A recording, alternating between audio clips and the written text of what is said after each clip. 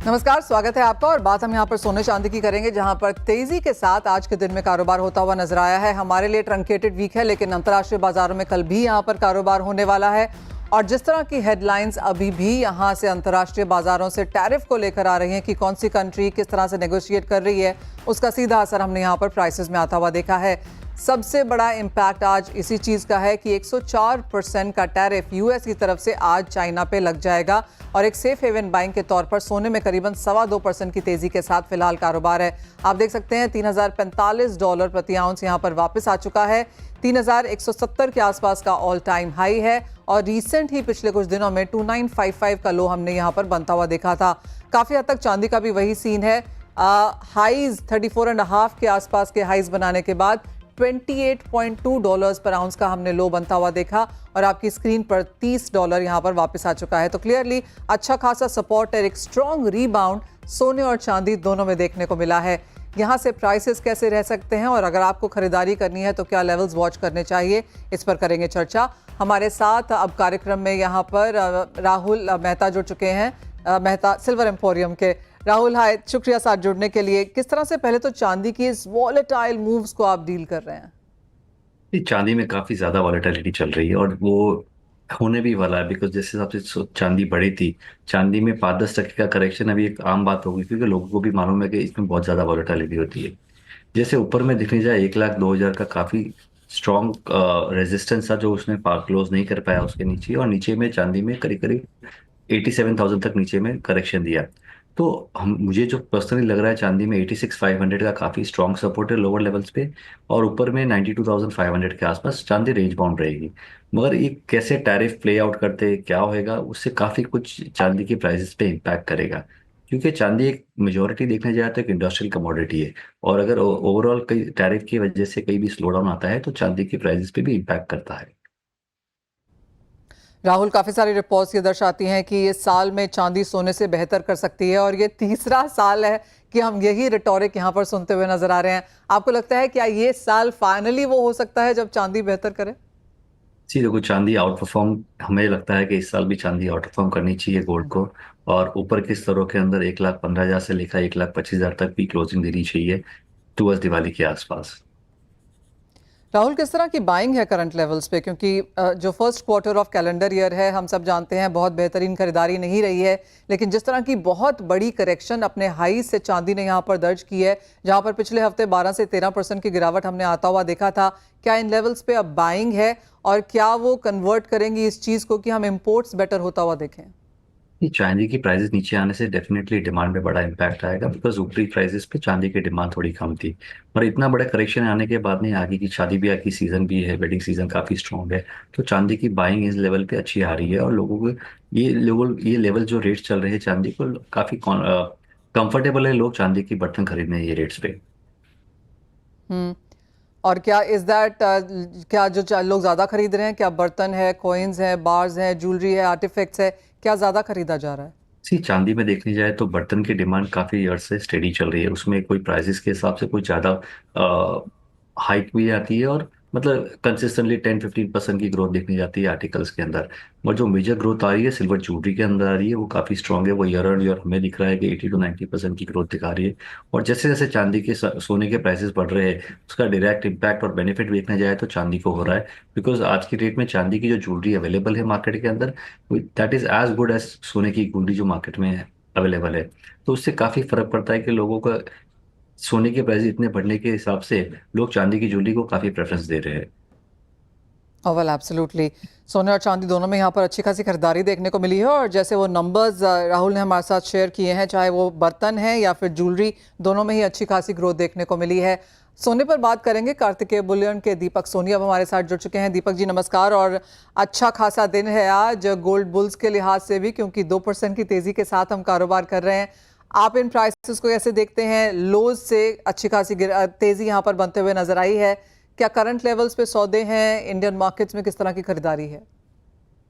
नमस्कार मनीषा जी। जो gold prices पे है, मैं आपको बताना चाहूंगा कि थोड़ी सी जो है ग्राहकी निकल के आई है। जो हाई प्राइसेस 93 94 के जो रेट्स थे, उससे नीचे आने के बाद एक जो स्लाइट अपवर्ड मूव है ग्राहकी में वो निकल के जरूर आया है, बट अगेन अभी भी स्टेबिलिटी की बहुत जरूरत है। इन प्राइजेस पे कस्टमर्स निकल रहे हैं due to festive season, Akshaya Tritiya, और जैसे वेस्ट बंगाल में भी पहला वैशाख जो बंगाली न्यू ईयर होता है, तो उसका कुछ इम्पैक्ट जरूर है, बट अभी भी और थोड़ा सा डाउनवर्ड प्राइजेस आने पे हमें उम्मीद है कि ग्राहकी और अच्छी निकलेगी। अक्षय तृतीया का तो यहाँ पर सपोर्ट बनता हुआ नजर आया ही है, लेकिन दीपक जी, क्या इन्वेस्टमेंट डिमांड मार्केट्स में फिर से लौटी है? नहीं मनीषा जी, अभी तक इन्वेस्टमेंट डिमांड्स के आउटलुक से अभी भी गोल्ड को प्रेफर नहीं किया जा रहा है।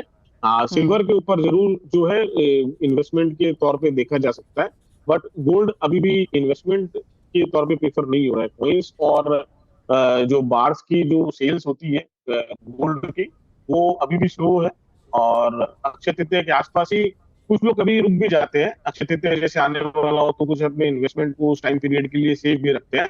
तो उम्मीद है कि आगे जाके अगर गोल्ड प्राइसेस में कुछ सुधार होगा तो हमें इन्वेस्टमेंट पर्पज से भी गोल्ड में इन्वेस्टमेंट आपको दिखाई देगा।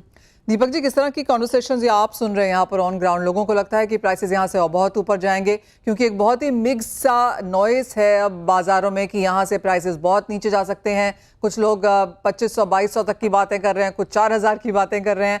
आप यहाँ पर ऑन ग्राउंड क्या सुन रहे हैं? मनीषा जी, ये तो हमेशा इंडियन ट्रेडर्स का ट्रेंड ही रहा है। मंदी में सबको बहुत मंदी नजर आती है और तेजी में सबको बहुत तेजी नजर आती है, बट ऑन ग्राउंड हमें ये देखने के लिए मिल रहा है कि 93 और 94 के रेट्स के ऊपर जो है डिमांड एकदम नील हो गई थी। कुछ भी ना टूर्नामेंट सेल हो रहे थे और ना बुलियन सेल हो रहा था, बट मुझे नहीं लगता है कि यहाँ से बहुत ज्यादा अगर ऊपर प्राइसेस जाएंगे तो हमें अच्छा बिजनेस देखने के लिए मिलेगा। हाँ, ये जो ग्लोबल अनसर्टेनिटी है इसके कारण चांसेस जरूर है कि प्राइसेस ऊपर की तरफ जाए, बट अगेन वो जिस स्पीड से ये जनवरी से लेके अभी तक गोल्ड बढ़ा था, मुझे नहीं लगता कि अब वो स्पीड कायम है पाएगी। एक फाइनल सवाल यहाँ पर दीपक जी, जैसी बाइंग हम यहाँ पर बनता हुआ देख रहे हैं, जैसे आपने कहा investment demand coins and bars की है, वो तो यहाँ पर मार्केट्स में नहीं है। अक्षय तृतीया की डिमांड अभी आना यहाँ पर मार्केट्स में बाकी है, लेकिन जिस तरह की तैयारी यहाँ पर ज्वेलर्स करते हैं, तो वो dealer to dealer buying, dealer to retail buying, वो कैसी है? जी, B2B में देखिए मनीषा जी, अब थोड़ा सा ट्रेंड जो है वो पिछले 5-6 सालों में चेंज हो चुका है। अब जो रिटेलर्स हैं, पहले रिटेलर्स ऑर्डर प्लेस करते थे, तो अक्षय तृतीया के 15 दिन पहले, 20 दिन पहले ऑर्डर प्लेसेस होते थे B2B में, और उससे हमें डिमांड का बहुत कुछ पता लग जाता था। बट अभी ऐसा है कि इवन B2B बिजनेस में भी इतने सारे एग्जीबिशंस हो रहे हैं, और अब वो ऑर्डर प्लेस का जो सिनेरियो है वो काफी हद तक चेंज हो चुका है। अभी B2C और B2B में भी लोग जो है वो रेडी प्रोडक्ट देख के परचेज करते हैं। तो अब हमें अपना जो जो भी गोल्ड हमारे पास अवेलेबल रहता है उसकी इन्वेंटरी जो रहती है हमारे पास, उसका हम ऑर्नामेंट बना के रखते हैं। एट प्रेजेंट ऐसी कोई लंबी चौड़ी डिमांड निकल के नहीं आई है, बट अगेन अभी अक्षय तृतीया में हम 20 दिन बाकी है। उम्मीद करते हैं कि अगले हफ्ते के बाद या अगले हफ्ते के एंड तक कुछ उसकी डिमांड निकल के आएगी।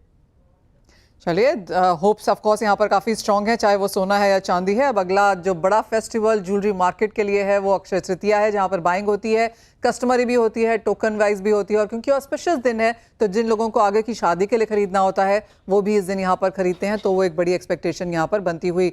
बहुत शुक्रिया राहुल एंड दीपक जी, आप दोनों का ही साथ जुड़ने के लिए और सोने और चांदी दोनों पर अपनी सेंस देने के लिए। चलिए, तो बात हुई प्रेशियस मेटल्स की, लेकिन आपको बता दें कि ग्वार पैक पर लगातार तीसरे हफ्ते यहाँ पर हमने दबाव आता हुआ देखा है। गम 10,000 के नीचे तो सीड 5200 के नीचे फिसलता हुआ नजर आया है।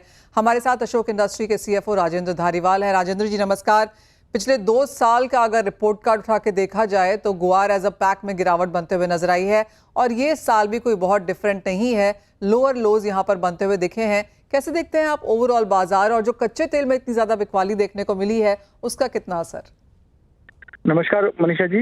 ग्वार में बेसिकली जैसे आपने बात की थी कि ऑन एन एवरेज 5500 के आसपास ये जाता है, उसके बाद मंदी आ जाती है। सेम वे में अभी 3-4 दिन पहले एक बार ये 5500 के आसपास गया था, उसके बाद एकदम से बिकवाली आई और ये अभी 5200 के आसपास है। अभी बेसिकली जो ये टैरिफ का, यूएस में टैरिफ का जो लॉ है ट्रम्प जी ने पास किया है, तो उस कारण से एक बार एक प्रेशर है मार्केट में। और दूसरा ऐसा है कि जब भी इसमें जैसे एकदम से स्पाइक आता है तो उसके बाद फॉल भी फटाफट आ जाता है। तो ग्वार में ट्रेडिंग सेंस ऐसा ही रखना चाहिए कि 53 के बाद धीरे धीरे बाय करना चाहिए, और जैसे ये 55 के आसपास आए इसको सेल करना चाहिए। तो आप कह रहे हैं 55 और 53 के बीच में यहाँ पर कारोबार किया जा सकता है, और गम में क्या सेंस है? गम में भी ये 100 के नीचे जाए तो धीरे धीरे लेना चाहिए, और यही 107 से 110 के रेंज में आए तो इसको बेचना चाहिए। अभी यही रेंज में चल रहा है, पिछले 1.5 साल से यही मूवमेंट चल रहा है इसमें।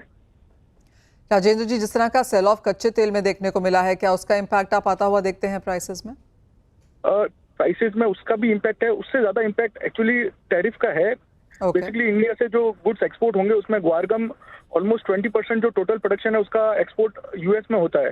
तो जो टोटल डिमांड है अप्रॉक्स 27 से 30,000 में 5 से 6,000 टन की मंथली डिमांड जो है वो यूएस जाती है। तो वो डिमांड पे इम्पैक्ट आएगा, क्योंकि उसकी प्राइसिंग बायर मांगेगा कि थोड़ी नीचे मिले उनको, तो वो इम्पैक्ट अभी मार्केट में दिख रहा है। और किस तरह की अवेलेबिलिटी, डिमांड सप्लाई, अगर भारतीय बाजारों में बात की जाए, डोमेस्टिक डिमांड की बात की जाए, तो वो मैथ्स कैसा बैठता है?